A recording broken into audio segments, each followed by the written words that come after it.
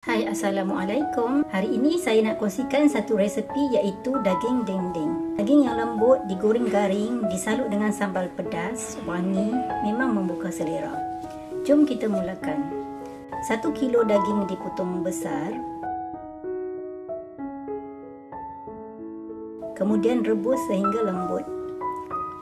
Rebus selama 45 minit ke 1 jam. Bila daging dah lembut, asing dan simpan air rebusan daging tadi. Kemudian hiris nipis daging tadi.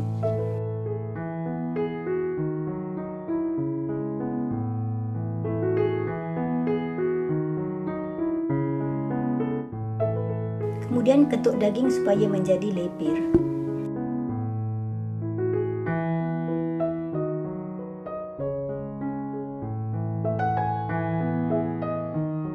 Kemudian masukkan kicap. Saya gunakan kicap manis ekstra pedas.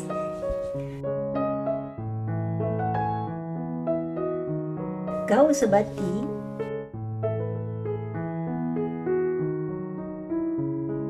Kemudian perap sebentar.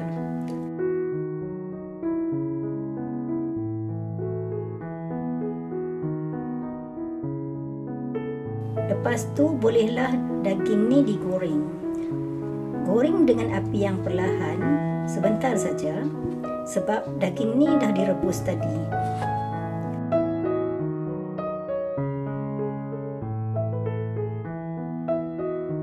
Dah bertukar warna macam ni, bolehlah angkat.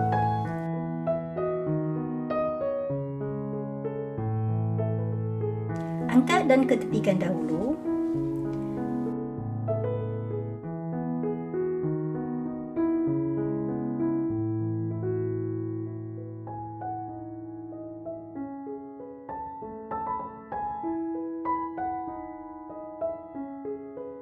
Seterusnya, jom kita sediakan bahan-bahan untuk tumisan. Bawang besar, bawang putih, halia, serai, cili merah dan daun 5 purut. 2 sudu cili kisar. Seterusnya, kisar, bawang besar, bawang putih, halia, serai.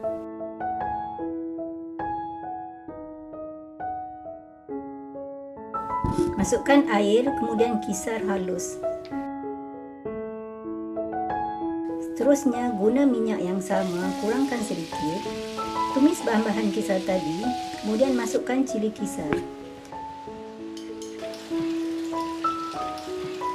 Kacau sebati. Masak sehingga pecah minyak. Kemudian masukkan air rebusan daging agak-agak dalam 1 cawan. Kacau sebati.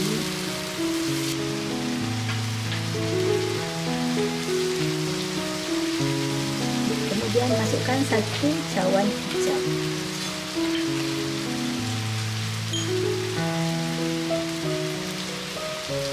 Kacau sebati.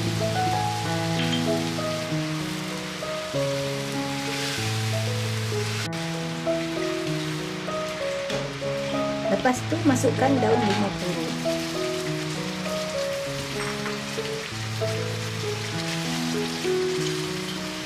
Masukkan cili merah, kacau sebati lagi.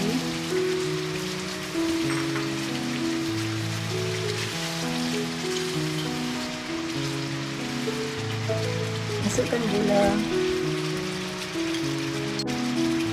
Sedikit garam. Garam tak perlu banyak ya, sebab kicap tadi dah masin. Kemudian masukkan air asam jawa. Kacau sebati.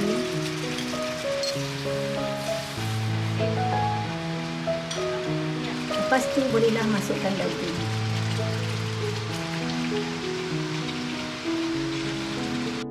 Kacau sebati.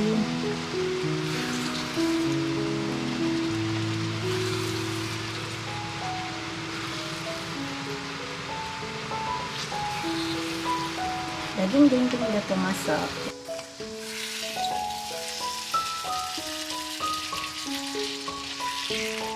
Bolehlah dihidangkan. Selamat mencuba. Terima kasih kerana menonton.